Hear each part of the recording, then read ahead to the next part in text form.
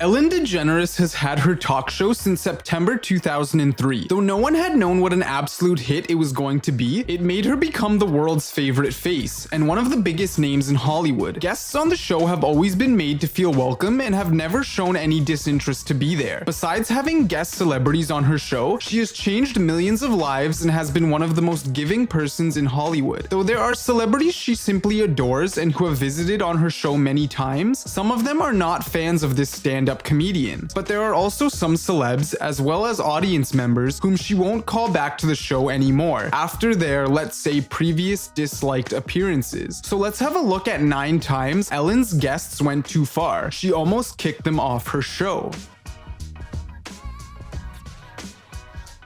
It's always embarrassing when someone gets caught red-handed, so imagine how a person would feel if she got caught stealing on camera. In a June 2017 segment designed to see just how honest her studio audience was, Ellen actually caught a woman trying to take more than she was told she could. It all started when Ellen set up a table with free swag and a sign that read, "Please pick one item to commemorate your visit. Only one per person, please." Though most of the audience members respected that, a woman named Nancy couldn't hold herself back. She circled back to the table 3 separate times to take as much as she could without arousing suspicion. Nancy took a cup, a keychain, a shirt, and a shot glass, and then told her friend to shut up when she asked her if she was taking extra swag.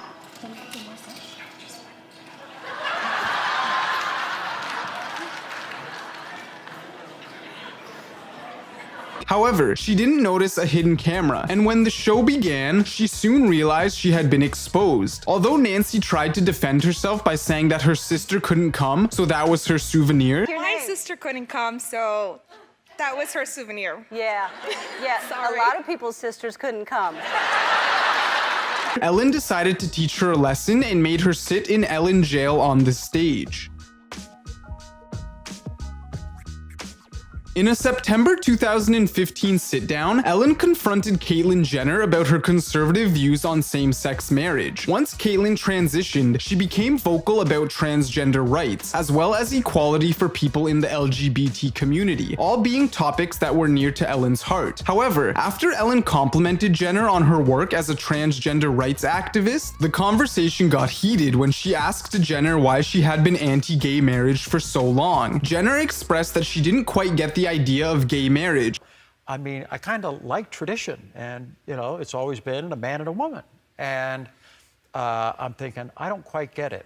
Ellen was clearly irritated and tried to describe how same-sex couples seek the same equality as the transgender people for whom Jenner advocates. Though Jenner did say that she'd since changed her views, Ellen sensed that perhaps that wasn't entirely true. I can go with it, And It's funny because you're still kind of a little not on board with it. No, I'm on board. The interview that singer Jessica Simpson gave to Ellen in May 2017 did not quite go smoothly, with Ellen not able to keep a straight face. Simpson started the interview by making awkward remarks about not being pregnant, though she sounded slightly out of breath. Are you sure you're not pregnant? I heard that Yes, you were I pregnant. am. Oh gosh, no. You're not We pregnant. got an IUD. Nothing is gonna get in that uterus. Okay.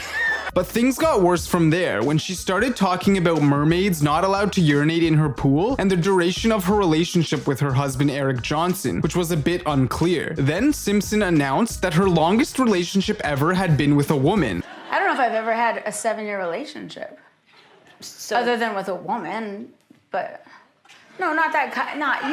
Though Ellen DeGeneres broke the fourth wall several times and gave her viewers a stare when Simpson discussed her billion-dollar fashion empire, pointing out that anybody can do it. somehow you have a $1 billion business. All right. Isn't that awesome? Yeah, it is awesome. It can happen for anybody. Yeah. Ellen finally cut to a commercial and ended that rather exhausting interview.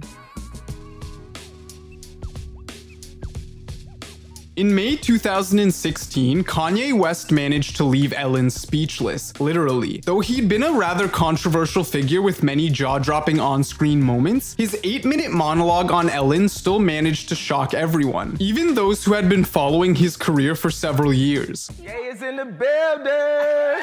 Throw your motherfucking hands in the air right now. Put your hands in the air right now. Yeah. One of the strangest parts of the interview was when Kanye spoke about how he'd asked Mark Zuckerberg, the creator and CEO of Facebook, to invest in his ideas to change the world for a modest sum of $1 billion. I understand that Zuckerberg doesn't use Twitter. Yeah. Even though I have had dinner with him and his wife and told him about how I wanted to help the world, and he said he'd help me, and then He touched on career changes, bullying, potentially working with Michael Jackson, and the glass ceiling in the fashion industry. At the end of his exasperated speech, West apologized to daytime television as well for the realness. I'm sorry, daytime television. I'm sorry for the realness. Giving Ellen finally the chance to speak only to say it was not a daytime television anymore.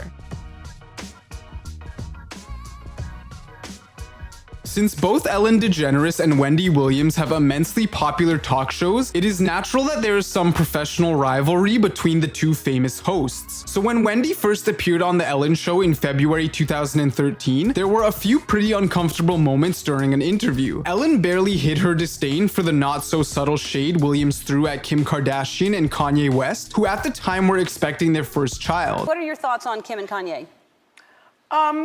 I mean, I'm happy for her. She wanted a baby. So she couldn't help but ask Wendy whether she had always been so outspoken, and did she get into trouble by saying bad things about people. Moments later, Williams plugged her PETA ad by acknowledging Ellen's veganism before inexplicably asking how she lived without bacon. I know you're totally vegan. Yeah, but that's all right. How do you live without bacon? Well, because I think pigs are smart animals. They're very cute, smart too. animals. February 2013 hadn't been the only time Wendy was invited to be Ellen's guest. It turned out Ellen forgot the previous not-so-successful interview and decided to give her one more chance, 3 years later. Wendy visited The Ellen Show to talk about her show's renewal and play a game of Heads Up. The show started well, with Ellen pointing out that Wendy's show was renewed for 3 more seasons, and Williams saying Ellen was an OG in the game, so she knew how difficult it was. However, after the chat, Ellen suggested the two of them play Heads Up, the game where guests made Ellen guess the name of the celebrity only they could see on the screen. Wendy had an easy job describing the names that came up until Justin Bieber's name popped up, when much to everyone's surprise, Wendy said to Ellen that he looked like her. Love his new song, and he really is cute. And some people say that he looks like you. I've heard that. You've never heard that? Ellen laughed it off and said she didn't mind that because he was adorable, though she did look a bit more serious than usual. So, Sorry. Do I look like Justin Bieber? No, they have made the equation. Oh, well. That's in a good way. I don't mind that. He's cute. When actor David Arquette appeared on the show in 2015, Ellen maybe didn't want to kick him off the show, but the viewers certainly did, according to tweets that they were posting during the interview. The interview raised a lot of eyebrows and caused many fans to be concerned for the actor and ex-husband to actress Courtney Cox because of his erratic behavior. While playing a game called Never Have I Ever, Arquette admitted that he had been drunk before noon and said making love on the beach results in chafing. He giggled throughout the whole segment and even asked Ellen to cut one of his remarks. I'm just saying. Yeah. Chafing. What? Let's cut that part. Can we do that? No, we're not cutting that Oh, part. please. The interview was written about in the media quite a bit because it seemed like Arquette was under the influence of drugs or alcohol.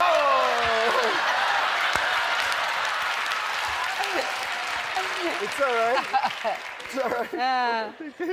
Which is cause for concern when you're intoxicated during a television appearance, especially when it's during the daytime.